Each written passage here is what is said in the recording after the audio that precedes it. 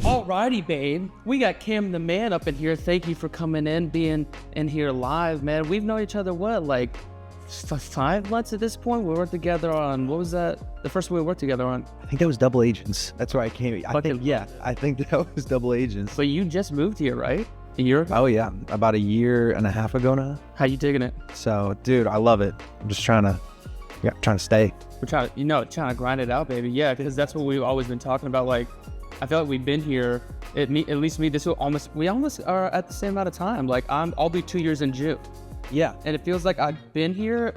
Well, that's what's weird about time. It's like, it feels like it's been a long time when you think back to when you first got here, but then it feels like it did fly by. And like, I feel like I haven't done LA. You know, I feel like I'm still like, not a tourist, but I'm like, I haven't done a lot of shit here.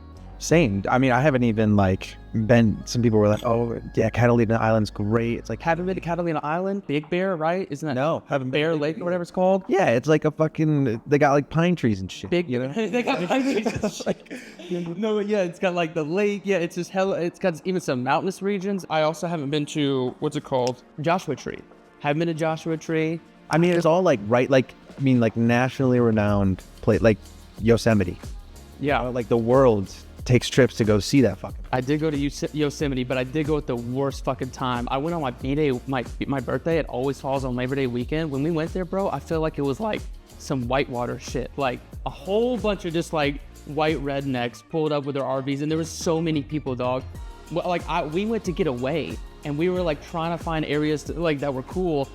And then also we got gassed the fuck out because Ben is an absolute like veteran at being a fucking hiker. Also, his one step is our three. So he's just trucking it up these mountains and hills, and we were just dog behind him. We were wearing like 40-pound bags, trying to stay places overnight outside. Oh, so you were doing it? Yeah, we were trying to do it. Like I thought we were gonna, in my mind, I thought we were gonna go there, go hiking, and then find like a little place like next to the river where we could just post up on the tent, like hang our clothes on the, when we in the river, hang them up so they air dry. Like I thought we were gonna get a little oasis. No, like we got fucked up. It sucked. Like I thought you maybe like you dreamt. Like no. I'm just saying like we just got like boned, dude. Like the places that we were staying like weren't fucking like that, and there were just hella people everywhere.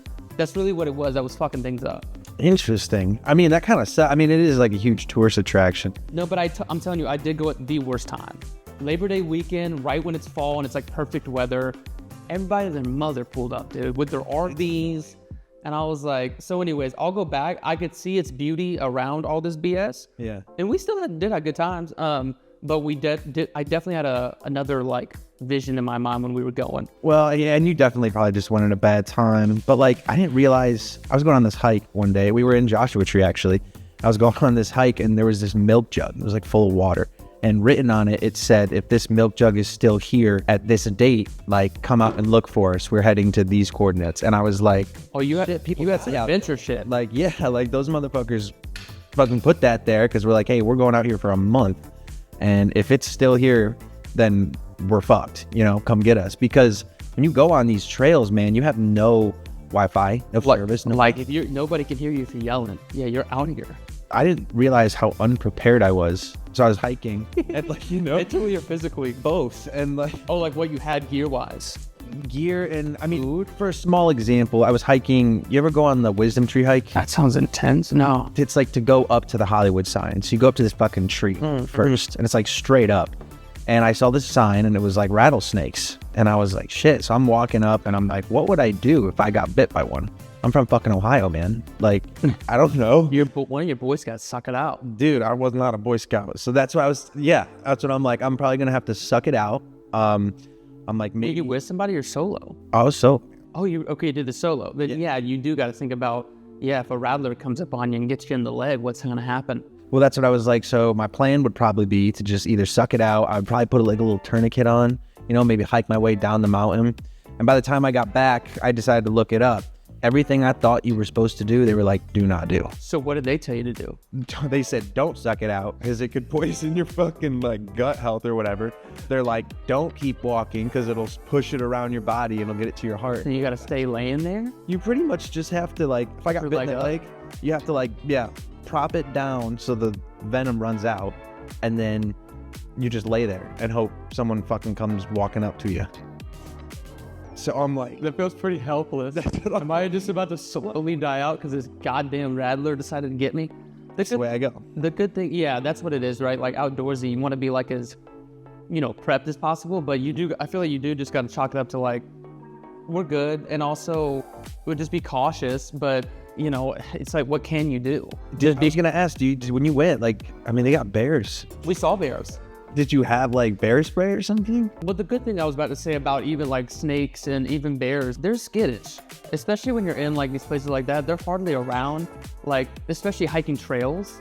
Like they know better. They hear us and see us before we do. They smell us. Yeah, they're trying to get away from us. Yeah, we're bigger. We're clunking around. We're loud. So, and they don't want their life at risk. So the rattlesnakes will usually just not be around. Shimmy away. And also the good thing about rattlesnakes is you'll hear them before you're close enough, hopefully, because they do the fucking you'll hear it and you'll be like, you just turn and it's like hopefully 6 feet that way and you're just like, oh, and then you just fucking walk around it. And then the bears, I feel like they're not trying to get after you. They're not like carnivorous towards us. I think my word would be like, because I know like if they got like cubs around or you're on like they did, yeah, there was cubs, so everybody was like kind of like being like, all right, let's keep our distance, because we saw like a mama and 2 cubs. Cool. So it was cool. There was a black bear. I still haven't seen a grizzly. I'd like to see a fucking grizzly. Oh, but not up close. But because Jesus, dude, that's one thing that scares me. Like up close is like a grizzly, because you don't know with them. Crocodiles, of course. Fuck being around a crocodile, because they don't give it. They're just predatorial. Like they're just dumb. They're just like, I'm just gonna eat. Yeah, if they hear it. Bro, do you know what's even more weird? Like, we were in Alaska. That's where you see some grizzly bears. Oh, bro, we actually didn't see many. And they're like, because it's the time, because Alaska's so fucking big, they know where the people are. So yeah, we're going to stay far away from that. But fucking, they were concerned about moose. Oh, yeah, because they're territorial. They're like, they will fuck you up. They're like, if you're going to have to go one-on-one with either a bear or moose, like moose any day. Because you can... What you mean go with bear? Yeah, like if you're gonna fight a bear or a moose, like go bear any day. Because I think they said black, fight back. Black bears? Yeah. So if you got a black bear coming at you, get big and like trying to scare it away. Yeah. And they said brown, lay down, kind of just like what that guy did in The Revenant. Yeah, but he did get fucked up. He got fucked up, but that's like... That is the move. Yeah, just to pretty much submit. And then I think they said white goodnight. They said if you see a polar bear, you're just fucked. Are there polar bears in Alaska? I don't think so, but No, but that was just the saying. But that is the saying. Yeah, because I was watching some nature shit about some polar bears. Yeah, they're one of the few that actually seek us out. As not even sharks seek us out. They're always just curious, so they give a nibble. Yeah, bro. They live in like the ghetto of the world. Fucking Antarctica. Yeah, no, which is because they don't come by food. Like I forget what the percentage is on a polar bear actually, like its success rate. I think it's lower than 5%. Yeah, it's got... Yeah, because they just attack food all the time. They use so much energy to like try to get food, and they 5% of the time actually get the meal. So if they see anything where they're at, they're coming. Bro, I just give up. Like, what kind of life is that? Oh, polar bear? 5%, bro. I mean, yeah, that's their instincts, right? I would just try to move. Like, can they not fucking migrate? I was gonna say that. Migrate south and like get the fuck out of there. I think some of them were coming into Alaska, because I remember that being a thing. Not to mention it, but that's what I would do. They can swim like forever. Yeah, they like get a lot of their food from aquatically. Wait, you said white is what? White goodnight. White goodnight. So they said black, fight back, brown, lay down, white. Is brown considered grizzly? I'm guessing. Yeah, like grizzly. They're the same. Bears, yeah. Kodiak bears, I think, are huge. Bro, do you know what blew me? We went to this museum. You ever seen a fucking golden eagle? No. It's like, the wingspan is like 8 feet. Yeah. I could pick what they do is they'll fly, and I think they live in Alaska. They fucking fly, and they'll pick up like a deer. Oh, yeah. Just drop it, bro. You kill it. Kill it, and they go and chomp on it. Yeah. It could probably pick us up. Maybe not Anthony, but... No, definitely not Anthony. No, maybe though they would love him. He's just all meat. Dude, God of Light would just like control that. Oh yeah, he would fucking come to his fucking come to his shoulder. he's probably... He might pick him up and take a ride. Like the... Just get taken away. And Lord of the Rings. Yeah, yeah. What are they called again? God. I think they just call them the Eagles. I think they were just the Eagles, yeah. Yeah. People always get pissed and they're like, they're like, why couldn't they just fucking take them all the way? Yeah. I know. I'm like, well, because I mean, they're fucking eagles, man. I think J.R. Tolkien gave like a what do you call it? Like a rebuttal to that. Yeah, he said they were like a very proud race. I mean, it's like they like wouldn't do it, right? They wanted them to prove themselves. Like, if you're worthy of our help, then you do. Because I mean, in reality, like if you're thinking of these eagles as like people, like I'm not getting in your shit. Like, we're good. Like, what happens. It is just a funny amount of shit they got into. They came twice, right? They like saved. Oh, because the Hobbit, you're right. Well, no. They came, yeah, because they... Oh, we're considering the Hobbit? Yeah, let's consider the Hobbit. Like, how much interaction have the Eagles had? So, when did they come around in the fucking Hobbit? I forget. They come around the first time when, after they've gotten out of the spider lair and are being chased by... goblins, right? They were in the goblin lair. Yeah. They're on that tree. By the orcs. Like, the orcs are hunting them down in the movie. It's in the first movie, right? Yeah. I think I literally remember that fucking chapter. It's called Out of the Frying Pan. What's that saying? Frying pan into. Yeah, that was the title. That was the chapter. Out of the Frying Pan into the fire. Then they show up at the battle of the 5 armies too. Right, because they called like the beasts and stuff. So 2 times in the Hobbit, and 2 times in the Lord of the Rings trilogy. Yeah, I would think so. Yeah, because they just came to fucking save Gandalf at the top when he's getting his ass beat by fucking but we got Saruman. And then they come at the very end to save fucking Frodo and Sam on Mount Doom. Bro, they sent 3 though. They did. They sent no, because of all of them, right? I think wasn't fucking what's his name? Frodo is just kind of just like in its talons and looks up and he sees fucking Gandalf just riding that shit, right? No, bro. So they sent 3. Gandalf wasn't with the Eagles. So they sent 1 for Frodo, obviously, 1 for Sam, and 1 was supposed to be for Gollum because they thought that Gollum was gonna. Oh, so sick. Yeah. So. No, Gollum took that shit to the fucking Hobbit. Dome, man. Great scene. Great trilogy. We were talking about this the other day. I mean, that's the best trilogy ever made, right? Can you think of another one? We talked about it. It's like, you got The Matrix, didn't. I mean, somebody can have a fucking argument if they wanted to for the Star Wars. The first ones, not the prequel, or not the 1, 2, 3, but 4, 5, 6. Yeah. New Hope. But fuck that. Like, stop. And what is it, dude? The Before trilogy. You ever seen those? Before Sunrise? Before Sunrise. You're gonna say that is better than Lord of the Rings? I'm sorry, you're out. You're out, dude. Ethan Hawke can suck it. Like, I get it. We've all had a weekend in Europe with a woman. Like, what the hell? I get it. Because it goes Before Sunrise. Did you just say we've all had a weekend in Europe with a woman? Yeah. Some of us have, my friend. Come on. Well, maybe that's why you like the movie so much. I'm like, I've lived this way cooler than this fuck. But what is those titles? Before Sunrise. Before Sunset and Before Midnight. Whatever, dude. Lord of the Rings was... Lord of the Rings peak. It doesn't make me cry. Well, hold on. Why? Wait, when did you see them though? It might be a thing like when they came out. When did you see them? Because I was like 13. I think I saw them when I was like 13 too. That's good timing. Yeah. No, they're great. I mean, in terms of like They're crouching great. down and scale, there's nothing on the list. I saw this there was like this weird little, because he was like a trilogy comes along like once every 10 years. Like first it was Star Wars, then it was Lord of the Rings, then it Matrix. then it was Matrix, and I think they lumped Dune in there too. I mean, the Christopher Nolan's Batman's are second. Oh, those were... Because that's my top 3, right? Lord of the Rings is my favorite movies. I'm going to say trilogy. But if I had to say one, it's Two Towers. Second movie is Matrix 1, sick. And then thirdly, I would just lump the Dark Knight series, Christopher Nolan's Batman series. Yeah, man, that was... I mean, especially The Dark Knight. I think I was telling you last time we hung out that most superhero movies, like they'll start with, a superhero like saving the day or something. But Dark Knight started with Joker just fucking shit up. And like that kind of set a precedent. Like this isn't a normal superhero movie, Oh, I mean, and they just obviously did it so well. Because this is hilarious. Well, not hilarious, but yeah, I literally just watched like a 2-hour documentary last night on Christopher Nolan's Batman series. And anyways, they were just, because I was a bit younger I didn't appreciate it back then either, because I also wasn't a filmmaker. I was just kind of a fan, like a viewer and a fan. But when they were pointing it out, and I was like, oh my God, they're right. Because also you just forget about when things come out, and then so many things ripple off of that because they were like an OG in a way. they were an OG in a way because they were like, guys, before we did it, nobody was rebooting series. He was like, it was such a risk for us to reboot the series. And also, they were saying like, it was kind of like funny, like they didn't even have the thought until it was in the edit and they were watching this, that one of the producers like in the back of the edit was like, this is, I think it was after they watched like a preview of it. Okay. And they were like, you know what's crazy? Like, what if this didn't work out?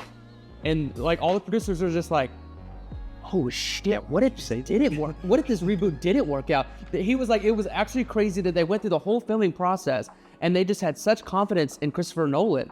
They just said he just came in and fucking just like blew them away because, dude, he only had 3 feature films before. We don't realize this because he's such the man now. Bro, The Following, which is like an independent black and white feature, right? Did you see that one? It's pretty good. I would see it. Memento, and damn it, what was the other one? He had 3. He had done no like big studio film. And they take a meeting. They call his wife because his wife is the one that takes his calls. Yeah. The agent calls the wife and was like, hey, there's this new Batman script like idea floating around.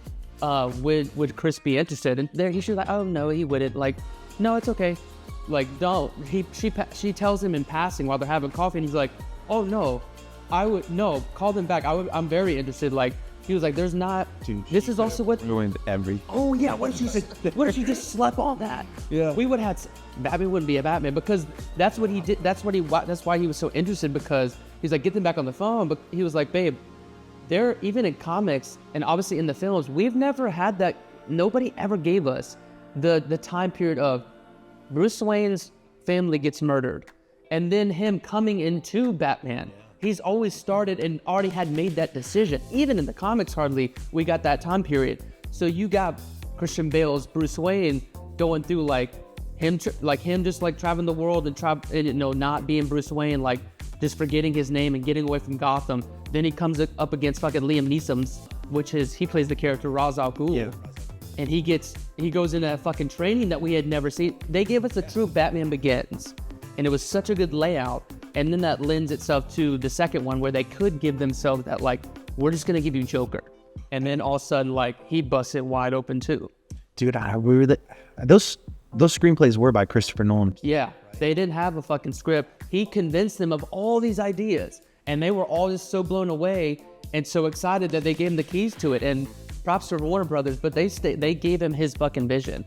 And that's crazy because he did 3 fucking feature films, dude. I'd love to see how he got his start. Because, like... Well, you can watch it in The Following. He just did like a fucking...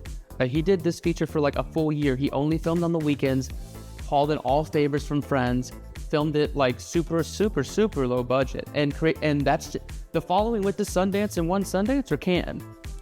His fucking feature film, his first one, The Following, won like Sundance, I think it was at Cannes maybe actually. Seeing that. And he became like a fucking darling child and was this indie fucking, like, he kind of blasted onto the scene, kind of like a cute Quentin Tarantino, but not as strongly because Quentin Tarantino's first movies were just more impactful. Well, and that's the shit that I'm really interested in now. It's obviously, trying to direct and shit. So I'm like, how the fuck did these get different times? Obviously, it's so oversaturated now. But you've heard Steven Spielberg's story, right? Did I tell you that? Yeah, he just walks into, was it Warner Brothers, and put his name on the door because it was like an empty office, and he was like, I work here. Yeah, he made friends with like a security guard or something. And what I'm really excited about is he got offered, like a producer that pretty much was like, why are you here one day? And he just bullshitted. And he's like, yeah, I'm a director. And he's like, well, I'll give you essentially $15,000 to make a short film. Yeah. And if it's good, we'll give you a 7-year contract. And he did. And it was called 7-year contract? That's a massive one. It won the grand jury prize in Slam Dance. Slam Dance? That's it? I swear I thought he did something else. And it won an award at the International Film Festival of Prague. And then what's his other film other than Memento? He did, after Batman Begins and before Dark Knight, he did my favorite of his, Insomnia, but Insomnia was bigger. He had Robin Williams and Al Pacino. You guys should see Insomnia too. It's a good one. So he did some bigger films leading up to Batman Begins. But yeah, dude, keep it going with Steven Spielberg. So you were saying that he got that 7-picture deal because he just did a short film that wowed this producer. It's called Amblin, like his production company. Yeah. The film is called Amblin, and I think I haven't seen it yet. It's on YouTube, and I'm gonna watch it. Yeah, that's the shit that I'm like. That's because I'm reading this book about breaking in, and they're like so many new directors want to go Tarantino style, and they're like, let me just blow them away with this out of pocket absurd script, and they're like, yeah, that's like winning the fucking lottery. Okay. It's still tough to do, but if you want to go like your college athlete way, you do the work, write a good cohesive structured script and then throw it in some film festivals, which sounds like what Nolan did. Yeah, the film festival circuit still has value, dude. Like, everybody's gonna turn their head if you win a big festival. And features are just a better situation because you can sell them. Shows, TV series, getting a TV series picked up is a whole nother animal on its own. It's easier to do a feature. You have it, it's a piece of work, you can sell it, it can win film festivals. It does have more impact and like value probably. So yeah, dude, I mean, we can take inspiration from Nolan, from all these people that, and also reading what's in his book is a good one too. Robert Rodriguez. Have you been looking at him up? Indie filmmaker book or something? Yeah, it's called Rebel Without a Crew. Yeah, and him and Quentin Tarantino are really good buddies because they came up same time period, 90s, indie filmmaking. He just made like mariachi and shit like that. Dude, it'll make you feel grateful when you like read his book and like watch his documentaries and shit, because when you talk about they had to earn it, they had to fucking earn it because technology was not what it is. Like, He's cutting like immediately because you gotta fucking pay for film. He's also the one editing it. The way he describes editing it and like having to like cut on a dime and only get exactly what he needs, like, we are so fortunate to have digital, bro. Like, we just be rolling camera. It's just something we got to cut out in the edit. Because all that shit cost money.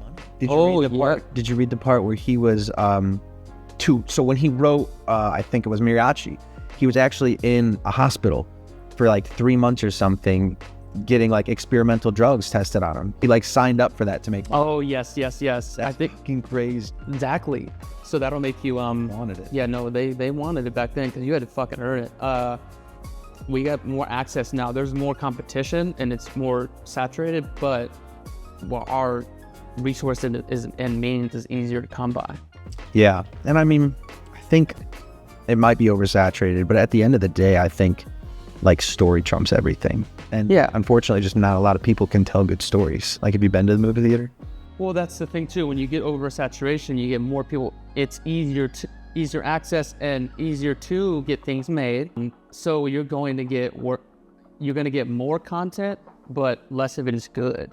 Dude, I don't understand, like, the audience, just with social media and this quick dopamine fix that people are getting now, like with these 10-minute videos. Like, there's this kid. 30-second videos, dude. Yeah. There's this kid on TikTok. He's got like 5 million followers, and all he does is like eat giant things. It's like he'll be like a giant gummy bear, and he'll just eat it, and you'll sit there watching him eat it, and you're like, I'm in. I'm so, like, son of a bitch, I'm in. But, it's the dumbest thing I've ever seen. I'm like, who fucking watches this? 5 million viewers. 5 million followers. Yeah, it's all over the place. Yeah, but we can't let it deter us in any way, right? Because that's what somebody else was saying that. An artist, Sarang sent me something saying the same thing. He was complaining. He was like, because he's like a skateboarder or a dirt bike racer or something. Sarang? Oh, Jesus. I was like, are you kidding? You're like, who's this guy? I've never known. Oh, no, just like, he sent me this guy, like a guy's Instagram post he was saying the same thing. He was like, how am I gonna get millions of likes? I forget what he said he did. He was like, on me eating a burger. And I put all this time and effort and months into like a dirt bike video, like us building the fucking ramp, us going to location scout, me doing the damn extreme sport thing, and then editing it like some, like a Red Bull commercial, and I put it out and I get no love. And I'm hearing that, and it sounds like kind of what we're talking about, and it's just like, my gut, like, response to what he was saying was just like, who cares? Like, just do both. What's the reason? Like, I was just like, my whole thing, and I feel like what I'm good at is like, just going like, okay, so then what's the other option? Are you gonna stop doing what you love doing and just do the burger eating thing?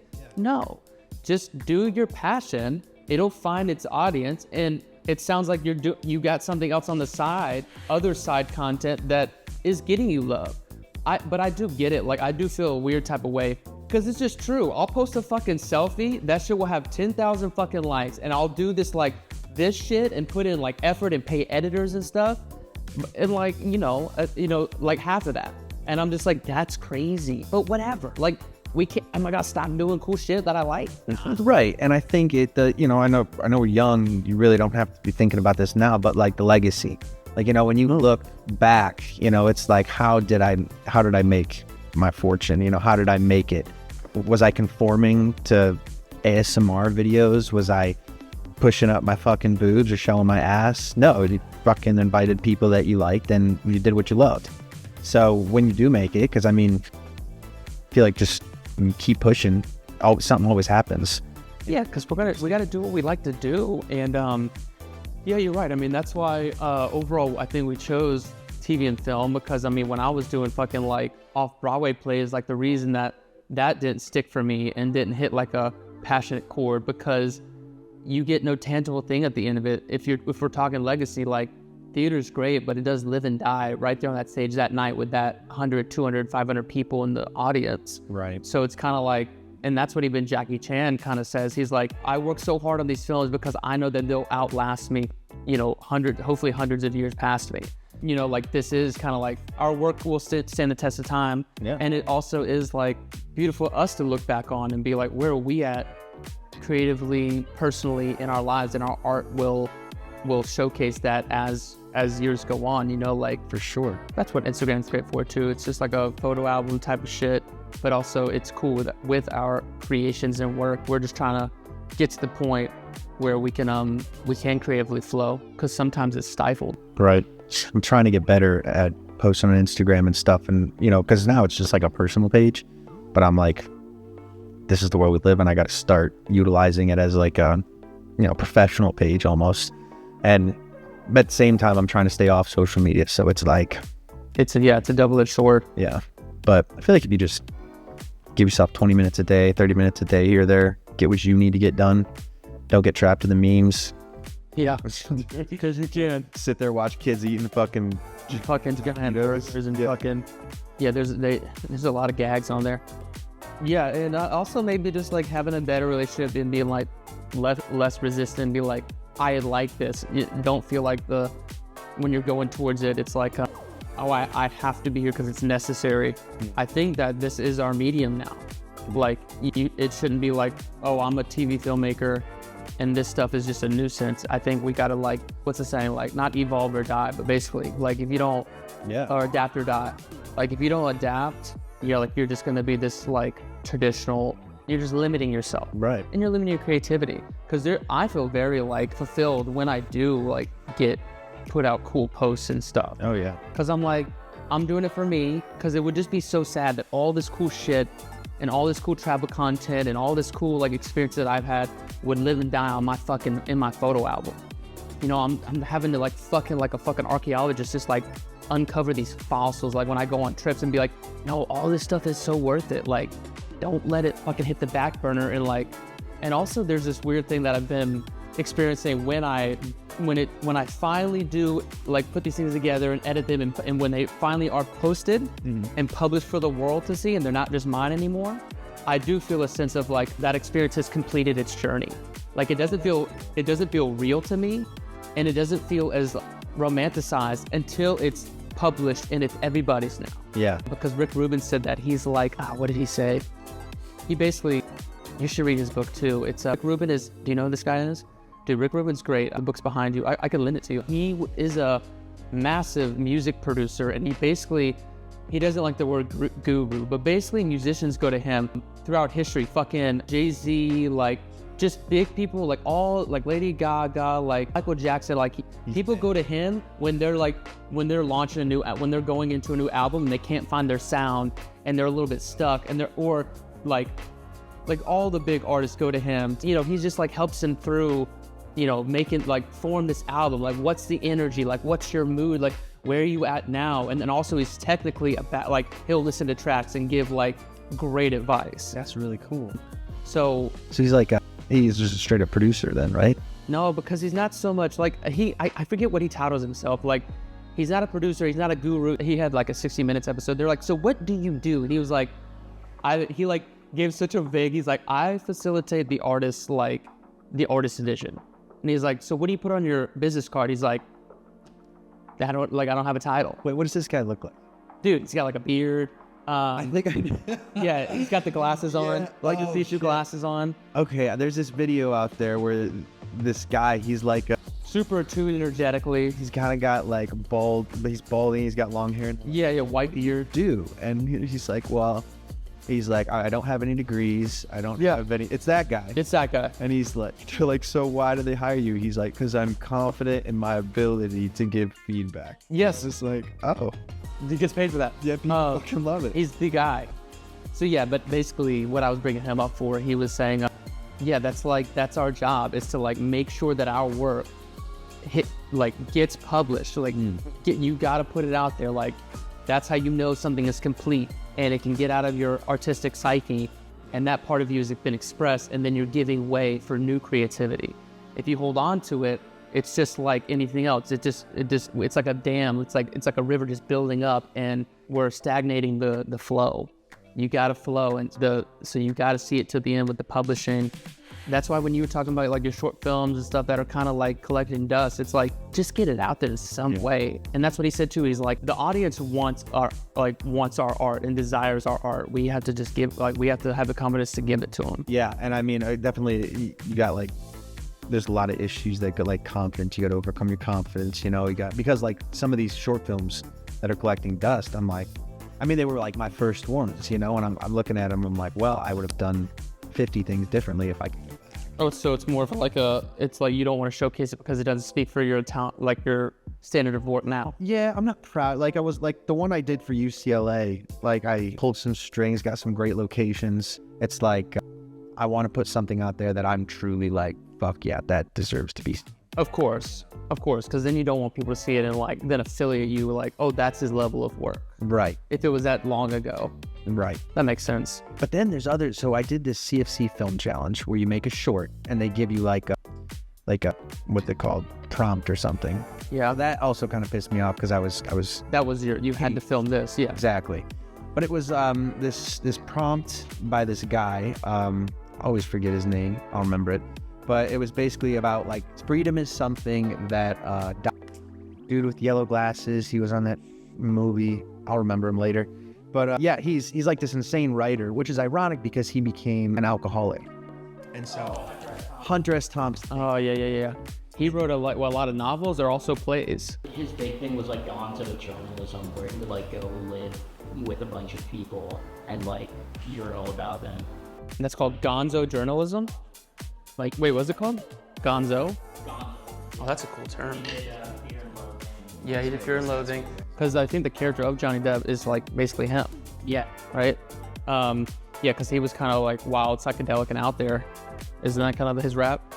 Well, that was what was ironic. Wait, so his quote was, freedom is not, what is it? So it's freedom that something that dies if it isn't used. Freedom dies if it's not used. Right. And these were these on the panel were actually a bunch of attorneys for this film contest. So they gave you a little bit of money, they gave you some crew options and stuff, and rest you had to take care of. Yeah. So I was like, fuck yeah, I'm gonna dive into this. I was, going to law school. I was a pre-law major. And so this whole quote is funny because it's like, you have the freedom. It's ironic that he became a drug addict and alcoholic because you have the freedom to stay rid of these vices.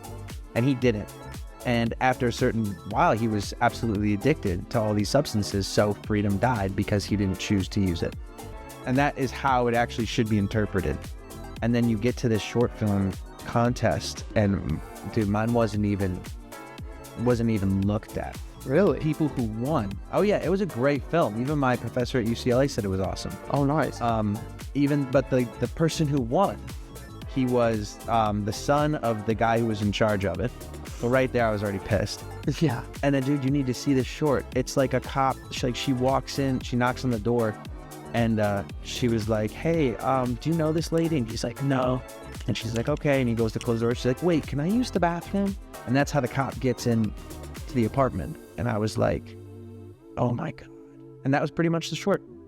The fuck? And then she finds like this demon. And I was, demon, dude, that's what I'm saying. It was like a demon in a closet. And it was like a message about like gayness and coming out. No clue. Yeah, honestly, that would have fit that theme better. I have no clue. And I'm like, I can admit, I'm like, okay, that was a great short film. They had great costume makeup for the demon, but like it truly was not a story. It had nothing to do with freedom at all. It was like an investigative. Oh, it was the same prompt. Yeah. That's kind of cool. Everybody was doing the prompt and we saw everybody. Okay, that's cool. Right. And just like this girl or guy's vision was like, just like, what the fuck was that? Pretty much, just didn't make sense. Like, I'll show it to you later. It truly does not make sense. And I'm like, they won all these like awards. Well, it sounds like the daddy's on the panel, dude. I'm like, I didn't think they'd be that fucking blatant. You know, I tried to work with this kid because that's what he told me. He's like, yeah, my dad kind of puts this show on. And I'm like, so you want to like... Yeah, you want to connect, and then all of a sudden they just wins it across the board to like buff his like IMDb. It's like, fuck you. Well, I think what happened is I think he made this short already. Because it's a 2-week film challenge. So you get 2 weeks to... Oh, so he already had it in the can and like had worked on it and had more time? Yeah. That's cheating. What the hell? So that's what ended up happening with that. So... Silly. Yeah, so I think just like we were talking about the way to go, I mean, because you can apply for these grants and stuff. Oh, yeah. Strings. So if you want to display your true work, you just got to guerrilla shit that's yourself. Yeah, there is something to, hunting down fucking funds, and that's not a bad idea for you to like put your awareness out there and manifestation, especially being in LA, like teaming up with I forget what their title would exactly be, but basically producer, that's their job. It's just like align grants and submit, because that's the thing too, if you film these things in places, like you can get like government grants too that are easier. Yeah, that's true. And I think there's like a lot, especially now because the industry's so low, there's a lot of actors and like music producers who are putting out these grants, like $1 million for up and coming directors and shit. Yeah. So, but have you seen fucking The Studio on Apple TV? Is it good? Oh my God. You like it? Dude, I've watched it 3 fucking times. The season? It's a season, right? Yeah. How many episodes? Now, they're like coming out continuously like every week, but okay. They have 6 now.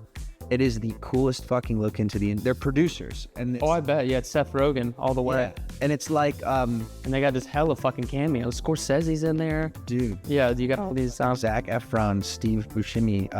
He just calling in favors and because also he's got a good outlook. If you've ever listened to Seth Rogen, he's got a good outlook and he's a great producer. I love all the animation he's producing, his films, obviously this show now, it's like, he's got a good like taste and beat on the pulse of like Hollywood. Well, and he's got a great understanding of it too, because when you watch this show, it's like Warner Bros. He's the head of Warner Bros, but they call it Continental. Yeah. Like it's literally the Warner Bros. Lot. You can see like the commissary and shit. But he's like straight up making fun of Hollywood. Yeah. It's so fucking cool. Yeah. Like, yeah, just like to really what goes on behind closed doors and stuff, like the pettiness and why this gets made and why this doesn't, So they're doing this thing now. I've been applying to Universal, and they're doing this thing now where they call it sorry not sorry for resumes or whatever. Yeah. So like on the second day of this job being posted, there was 2,500 applicants. My friend Kenna said they literally just pretty much take the resumes, split half of them, throw them away. Why? And then split in half? Like they just cut it? So many. There's just 2,500 applicants after day 2. So then just like pretty much take 1,500, throw them away. And then wait, what's this job opening? This one was for associate producer. It was on some... I mean, yeah, if it's Universal, like everybody in the world's probably applying. I'm surprised that they probably do, I would hope. Like it's not like a digital system situation where it's like the resumes have fucking like tiers to them. Like if they qualify, it's like, why don't they just make it super qualified? Like, and that's like, oh, there's 400 of these, but they're like, top, then it just goes in tiers and you can just keep assessing it from there. Well, then that's what she said. It's not even about what you know anymore. It's not even like the main qualifier is now. First, you have to make that lucky cut.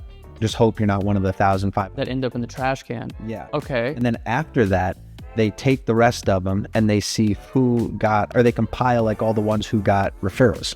So unless somebody at that company who was higher up in that position said, Referral based. yeah. So, which is great though. It is. I mean, you just got to have those connections, but connections mean a lot.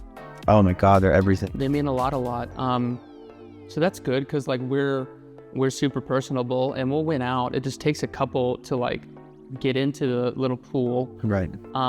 Couple handshakes. Dude, yeah. It's just because that's somebody said it. I think it was Edward Norton. He's like, it's like a pinball game. You just gotta fucking get out there and just fucking knock into people and like, and, just got like the more you're in the game, like pinging around the city and on projects, like it's just also a timing thing too. Like it does take a minute.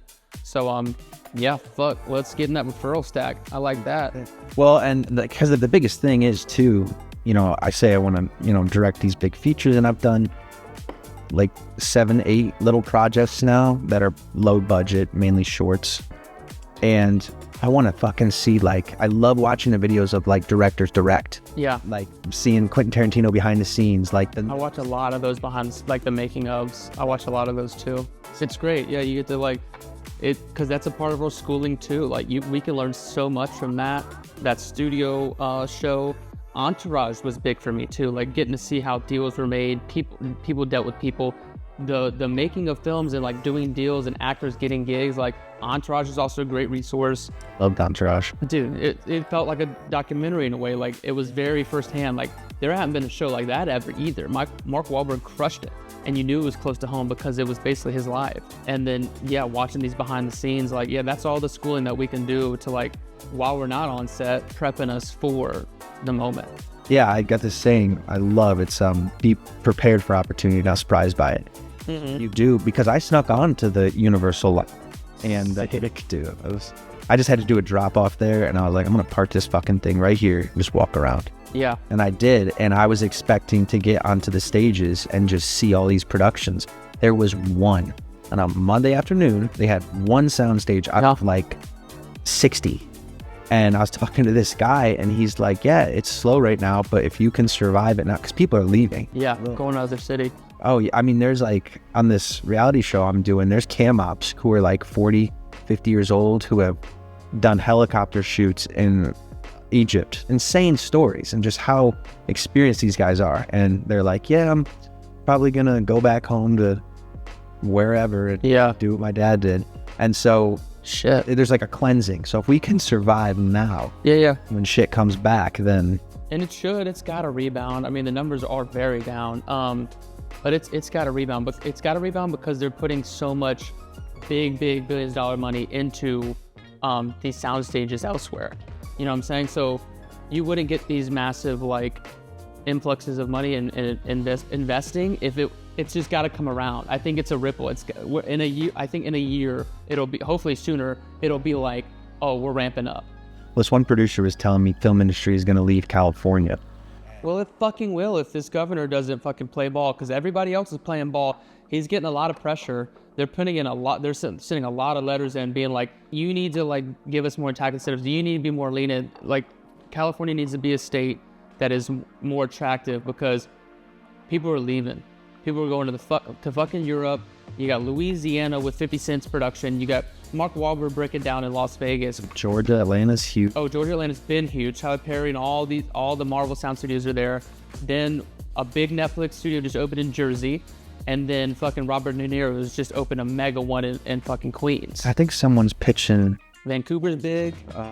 McConaughey. They're putting a lot of money into Texas. They just went to their big high court. They have also been putting out like a lot of marketing and media, which are great commercials, by the way.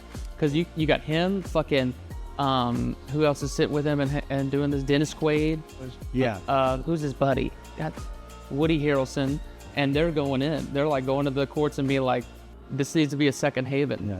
And I'm all for it. I'm all for like, well, because at least for like actors and filmmakers, like it's very remote.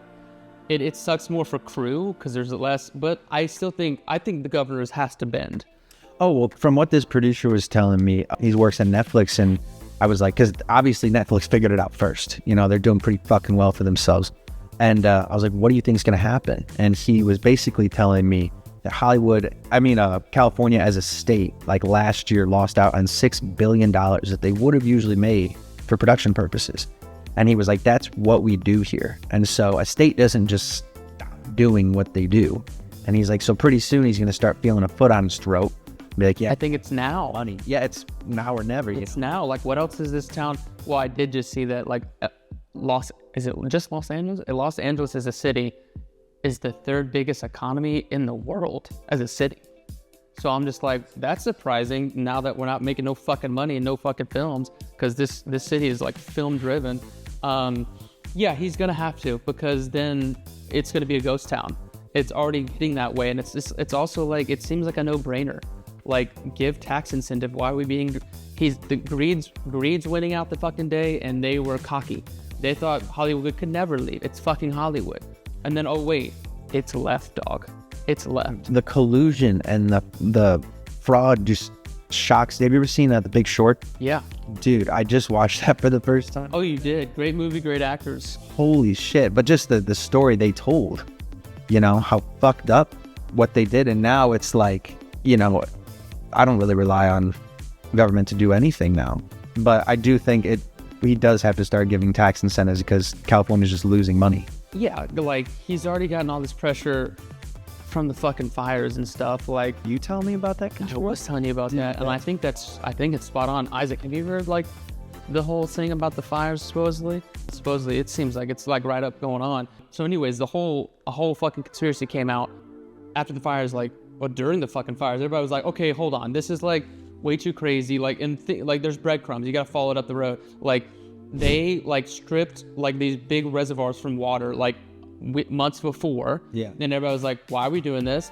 And like, anyways, all these little things were building up to like, this was fucking orchestrated, because the Olympics are coming in like 2 or 3 years. They wanted prime real estate to literally rebuild a whole, like, you know, like new like mega city, you know, like the shopping malls, the restaurants, the nice like live, work, play, to like elevate the Los Angeles city. And the timing lines up, and also you get this fucking interview right after the fucking fires, and the governor, what's his name, Newsom, is all fucking weirdly fucking, like, at first he's somber when the interview was like, so this and that, what's gonna happen? He's like, yeah, you know, this happened, and we're just gonna have to do this and that, but you know, we have been getting some calls by some bigger investors to like really turn this situation around. And it's like, why the fuck are you smiling, dude? And like, why were you weirdly giddy when they were talking about these fucking mega investors coming in and like revamping and putting up all this construction for this like new fucking area, and it's all to burn down the Palisades area, like,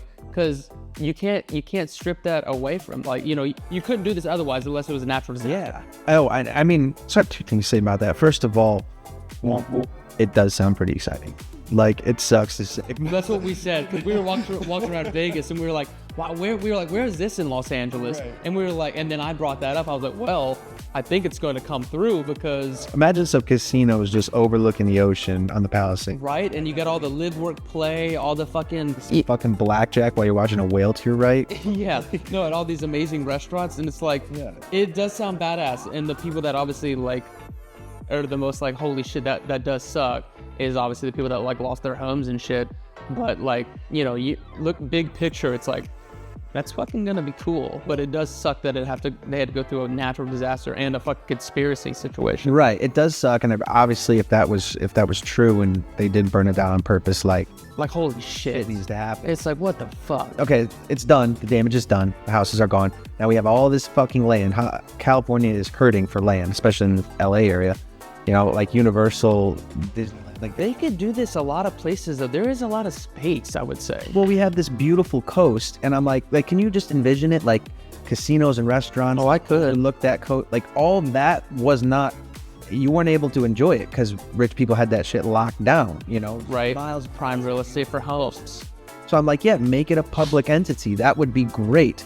But then you run into the problem of relying on the state doing what you expect them to do, or doing something smart with this. Because when we were walking around Vegas, there were people, it was like 4 a.m, there were like herds or like squads of people with like garbage cans and brooms. Making it nice, making it clean, like you have to, because like that's all they got is that strip. You walk to downtown Los Angeles. Oh, dude, that place is fucking Gotham, dude. Yeah. It sucked. And at least New York is cute Gotham, you know? It's like cool and edgy. Downtown LA sucks. It's just trash It everywhere. sucks. It could be so cool. Yeah. There really is, because we shot down there so much for Basketball Wives, and they're really like, there's like little cool pockets, you know? And There's potential, but they just let it get shitty. Like, it could have been like a New York vibe, but I think it's always been not a good vibe.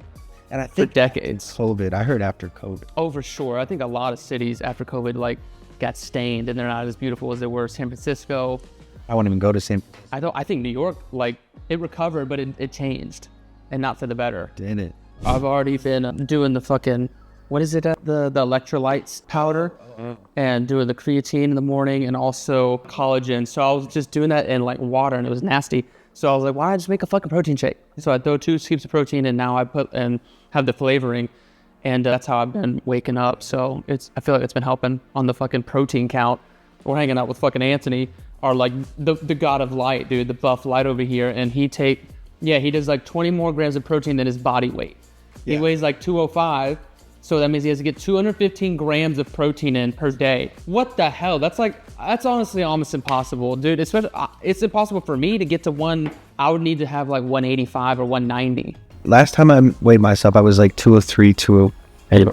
So that means you need to get 215 grams of protein in for a day. I have to drink 2 of these a day to even come close. Well, yeah, what has that got in it? Like 60, 50? Yeah. Oh, well, I put a lot of peanut butter in, so might be pushed. So it's like 60? Yeah. So that's 120. So you still need 100 more grams of protein. So you're just hoping you get it in like chicken and shit? Well, do you know what fucking helps, bro? So I've been doing about 4 to 6 eggs a day. I'll take the yolk out. Oh, you're taking the yolk out? Well, that's just fat and calories. Oh, it is? The protein is the white shit. Right. For some reason, I'm just okay with the fucking yolk. Because I also just like can use that. I don't mind the yolk, but the more I take out, the more I can put in. So if I'm putting all that fat, Oh, yeah. then if I do 6 egg whites, right? Then I'll do that fucking cream of rice at Anthony. Yeah. Bro, that shit is great because it's like good. It's like a quick oatmeal. It really doesn't fill me up. And then you throw a scoop and make it that chocolate oatmeal shit. So you got, a scoop of protein in the cream of rice. Yeah. Plus the fucking egg whites. I'm hitting 50 grams in the morning. That's 50, yeah. And then, a 60 gram shake. So right there, you're looking at 110. And then for lunch, I eat a pork chop, which is 52 grams of protein. Yeah. And then another protein shake. So you're looking 180 now. And then you can have a dinner. And then dinner, some kind That's a lot of food. I only eat twice a day. I can't get that lunch in.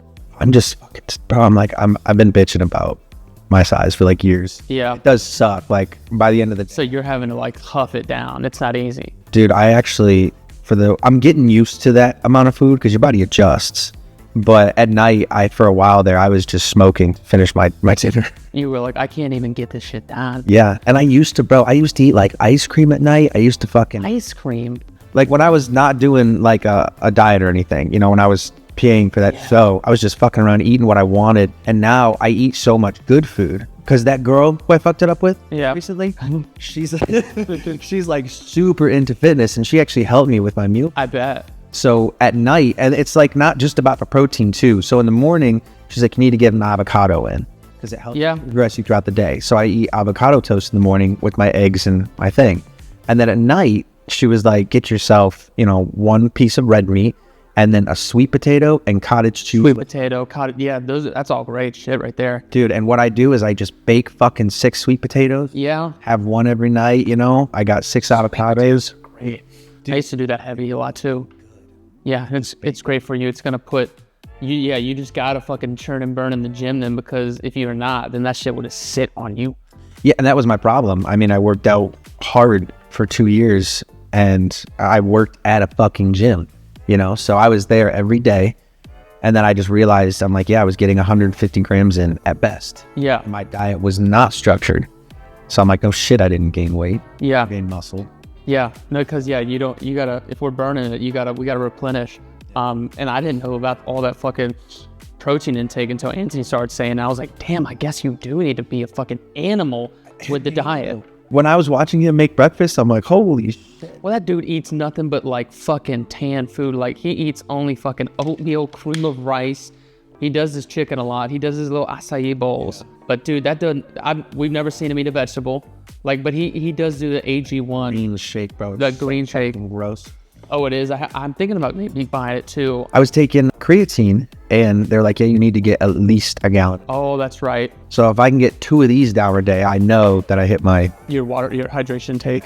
I just get thirstier now, which I appreciate. And also, dude, I've had it like maybe for the past year, but like recently, my fucking eyelids will start twitching. And what I was sharing this with like the Equinox, like, because when you sign up, they give you like a fucking like a body assessment.